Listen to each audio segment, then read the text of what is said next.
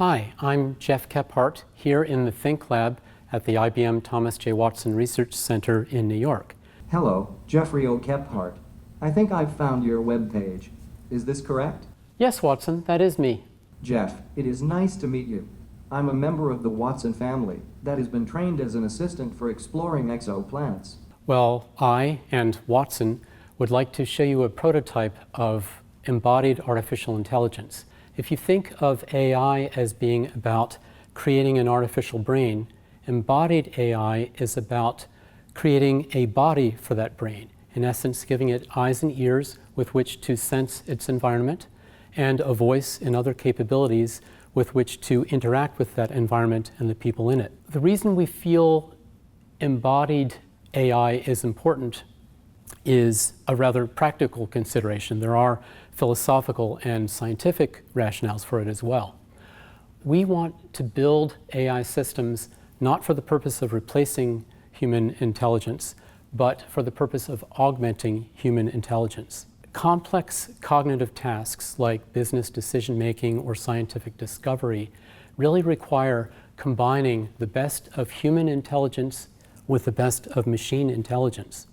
And we believe that embodiment is an essential ingredient in supporting that cognitive partnership between humans and machines. By embodying AI, we bring it into our physical world and we make it better able to engage with us much as another person would engage with us. So the prototype we're going to show you now is based on commercially available IBM Watson services and some research capabilities that we've been developing here in the IBM Research Division. It's an assistant for astrophysicists that helps them with visualizing and analyzing exoplanet data. Exoplanets are planets that orbit stars that are light years distant from our solar system. Watson, what do you know about exoplanets? I know about more than 3,700 exoplanets and their host stars, with up to 100 properties for each planet.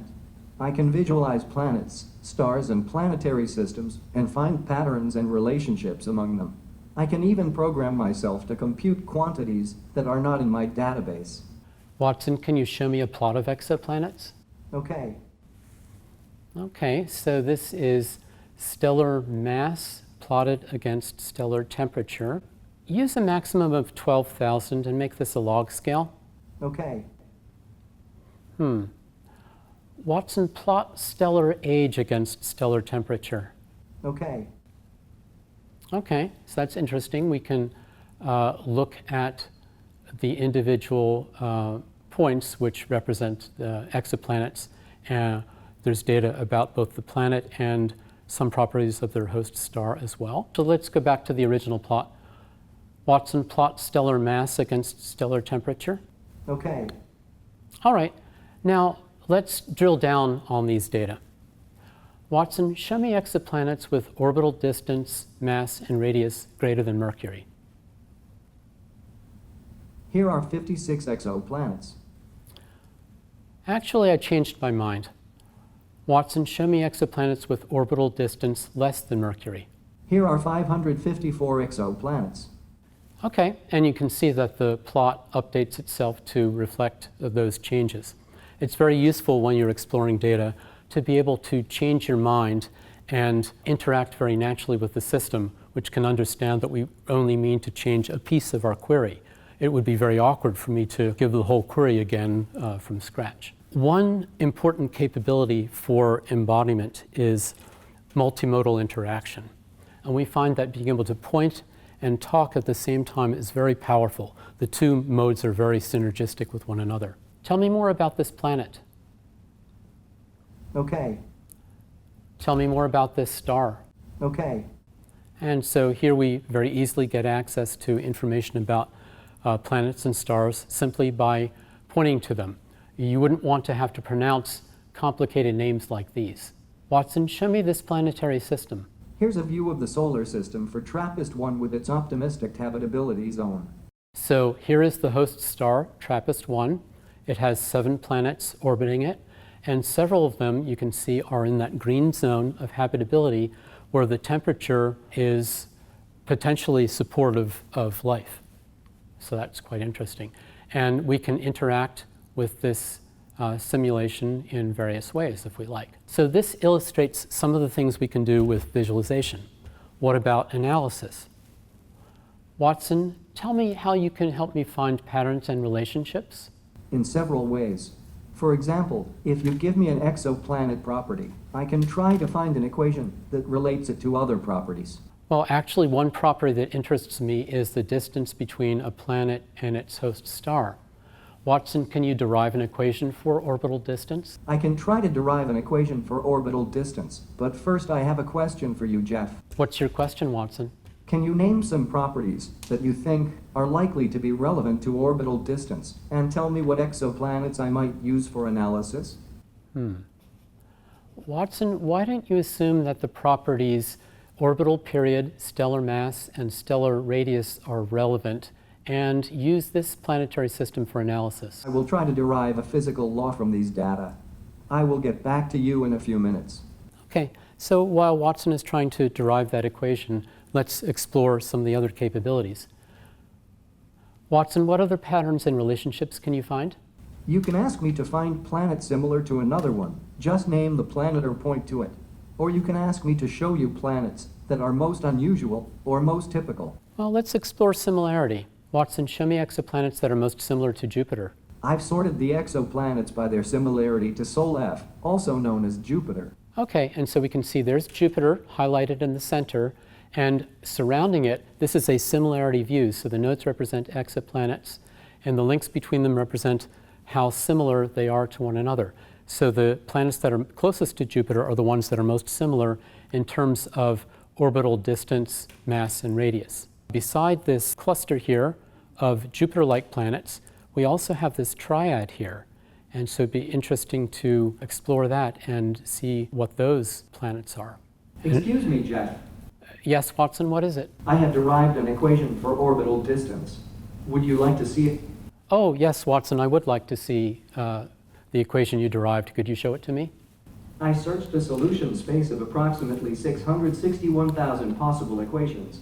Here is a representation of the equation that best matched the data. All right, so I can see it found that orbital period was relevant. It ignored my two other variables of stellar radius and stellar mass. So that's orbital period squared, and that's a cube root there. So Watson is finding that orbital distance is proportional to orbital period to the 2/3 power. And in fact, this is the relationship that was discovered by Johannes Kepler in the early 1600s. It took him about 15 years to discover this relationship. Watson, how did you derive this equation? I used an experimental symbolic model discovery capability that is under development at IBM Research. It uses optimization to derive relationships that best fit numerical data. Also, thank you for your advice about relevant variables. It reduced my search space dramatically. So this is a good example of how we can combine the best of human intelligence and machine intelligence. Had I been an astrophysicist, you can imagine me having based my suggestions about relevant variables based on my physics knowledge, and then the system could take the problem the rest of the way and solve it. Now, let's return to the similarity view over here. We had a cluster that had a bunch of Jupiter-like planets, and then we have this triad over here that is different from it. What's the nature of that difference? If we take a look, here we see Sol D, Sol E, Sol C. These are Venus, the Earth, and Mars. And as you know, these planets are much smaller than Jupiter, and they're much closer to their host star. So it makes, and they're very similar to one another. So it makes sense that they should be in a little triad unto themselves, away from the big Jupiter cluster. Now, if I'm an astrophysicist and I want to find objects that are unusual, I can use the system to help me identify those objects.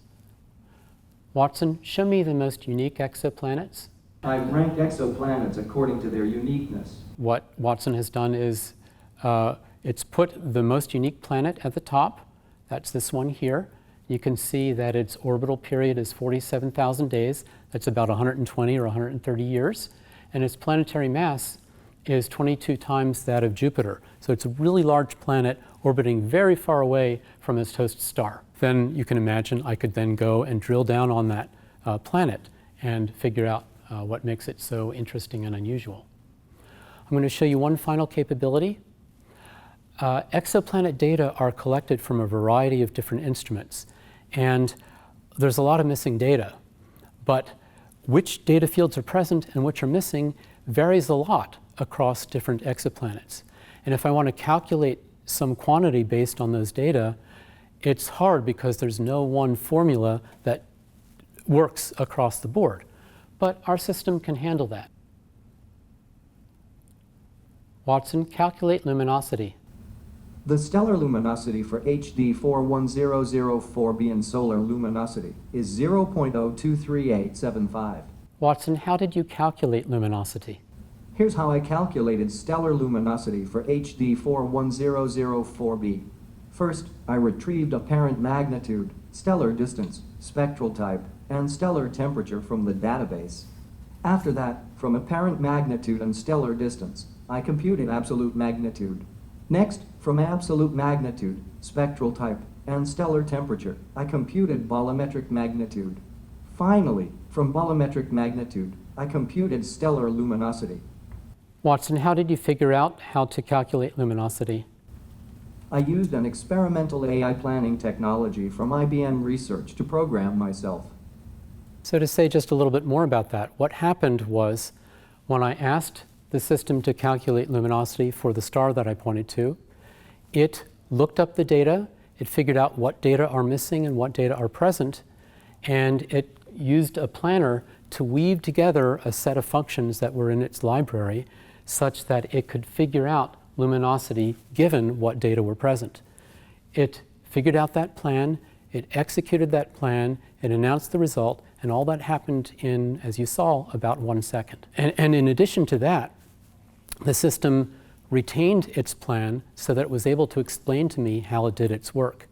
And explainability is one very important aspect of AI. If we are to work together, humans and machines, on complex problems, the machines need to be able to explain themselves in human terms. And this is an example of that. So these are some of the capabilities that we've developed here. We add more to it every week. And we see this as a first step in the evolutionary path towards a world in which machines and humans will blend their cognitive capabilities together to solve complex problems in business decision making or in scientific discovery.